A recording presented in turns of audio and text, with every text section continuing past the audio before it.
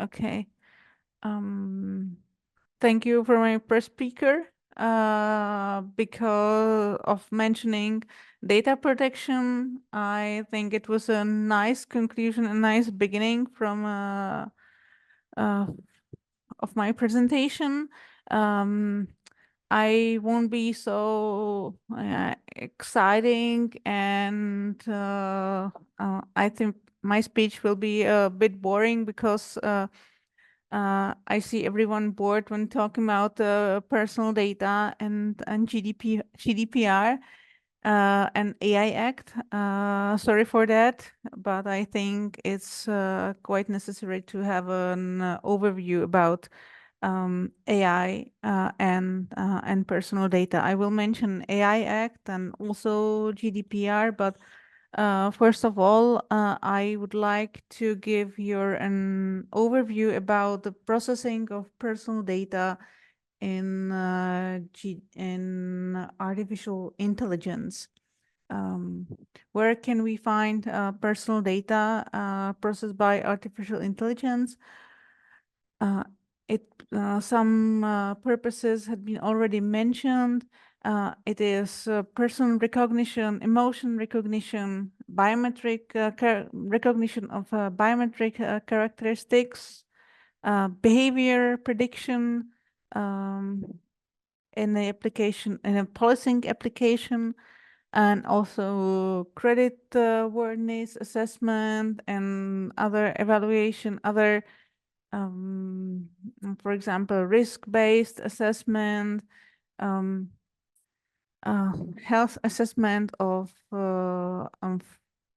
health condition assessment of certain people applying for health insurance, etc. Those are the processes where personal data is used in AI or by using AI. Um, First of all, you have to train the system. So the AI system and AI models use personal data for training the system, for data mining and pattern matching for whatever purposes. The purposes are not defined, usually are not defined beforehand, which is a great problem according to the existing EU personal data legislation. Uh, Personal data can and are revealed um, in while responding to users' inquiries. You can ask, you can pose questions on some people, some existing living people, and in turn, you might get their personal data in the answer of ChatGPT or other chatbots you use. And last but not least, the chatbots can hallucinate, can fabricate data, but when those data are uh, synthetic data, complete fabrication, those data are not personal data according to the European Court of Court of Justice of the European Union. Um, yeah. Um, what are the principles of personal data processing? The principles didn't come with GDPR. They were drafted in 1980s by OECD. Those principles are transparency, data minimization, data retention, processing for certain purposes, etc. Some of those principles are some of those principles we can find in GDPR. We have to process personal data on basis of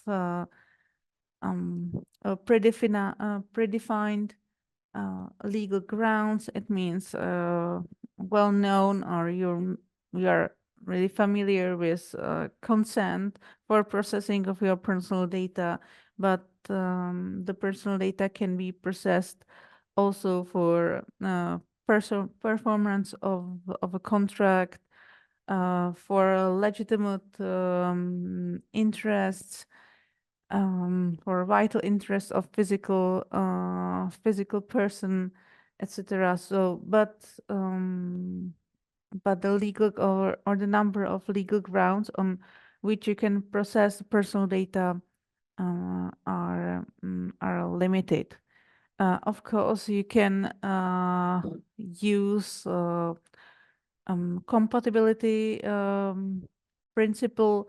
It means that sometimes when after doing a compatibility test, according to GDPR, you may process personal data for other purposes than you previously have for collecting and processing personal data. It's quite essential speaking about artificial intelligence, because the generative AI does not, or the providers for training, testing the system, they do not process personal data for original grounds. And of course, you have to stick to to the rights of data subjects. For example, right to data access, to data erasure. It's so-called a famous right to be forgotten, right to object, etc. So when you process, or when the provider of AI system or the deployer processes the personal data, they have to keep in mind that they have to enable all requesting all on the data subject rights according to GDPR. Article 22 of GDPR regulates automated processing, automated decision making, which is forbidden unless you have specific legal grounds for that kind of processing. When processing personal data, you have to think about data protection by design and by default. This is the kind of privacy and by design and by default you might have heard of. And sometimes you have to draft and carry out data protection impact assessment, famous DPIA. You have to draft DPIA when you process personal data for some new purposes, with combining new technologies, new means of processing, and under those circumstances, they fundamental rights of data subject can be infringed. Where the really problem with AI and personal data, that AI blurs boundaries between personal and non-personal data. Non-personal data can become very easily personal, and also vice versa, because AI is used for anonymization of personal data, and anonymized personal data uh, is not no longer personal data. Then that that is that can be very tricky, because the provider processes non-personal data without any safeguards for individuals, but just in few seconds they the non-personal data can become very, very personal. Um, the providers of AI systems and AI models process personal data for unknown, not yet unknown, or undetermined purposes. The GDPR says that each and every processing has to have a purpose for processing personal data at the very beginning.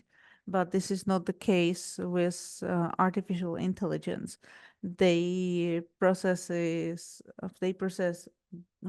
really big data, huge amount of data, um, just in case, and there is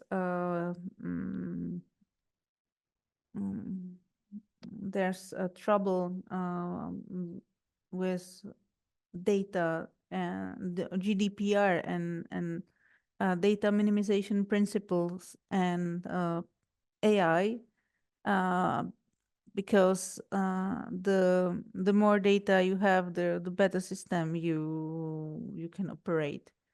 The more accurate, more adequate answers, etc. So faultless, less, let's say, less defective system, less hallucination, etc. So there's a contradiction between data minimization principle uh, and the requirement and also the AI Act requirement for nearly defectless processing of AI systems. As I mentioned in my previous slide, there are compatibility issues. AI processes personal data um, for purposes that are not compatible with previous purposes, and that without any compatibility test passed. Also transparency, the data subject, the individual should know who processes his or her data, but it's not the case with AI. And there's also a question about who's the controller of personal data. We have controller and processor of personal data, and controller is accountable for personal data processing. But who's the controller in the case of AI systems and AI models, AI application? Who's accountable and then liable for personal data processing?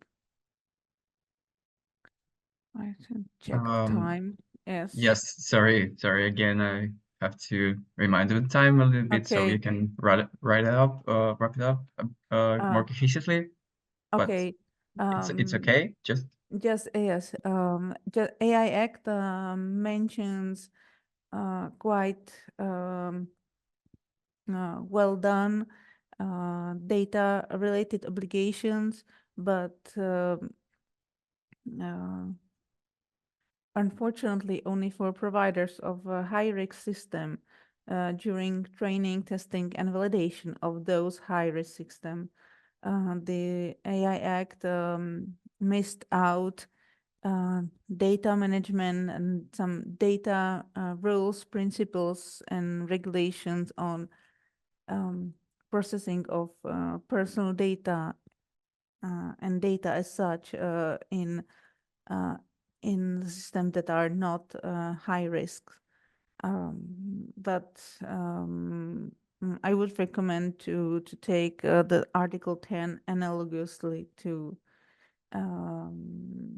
for other AI systems, because I think they are quite elaborated. AI systems and AI high risk AI providers can process special categories of data. There are data about sexual orientation, health conditions, biometric data, etc. And they can process those data for training the system for deletion, detection and correction of biases, but only in high-risk AI systems. Is that a new exception for processing of special categories of data that we have in GDPR? Nobody knows. Yeah, Yeah. I'm sorry, Okay. Eva. Okay. And Yeah. that's Yeah, okay, so you have only one slide. Just yeah. so we I just yeah. wanted to Yeah. mention that the AI contains provision on regulators and boxes where personal data for incompatible purposes can be processed in a control environment. Okay, and that's all.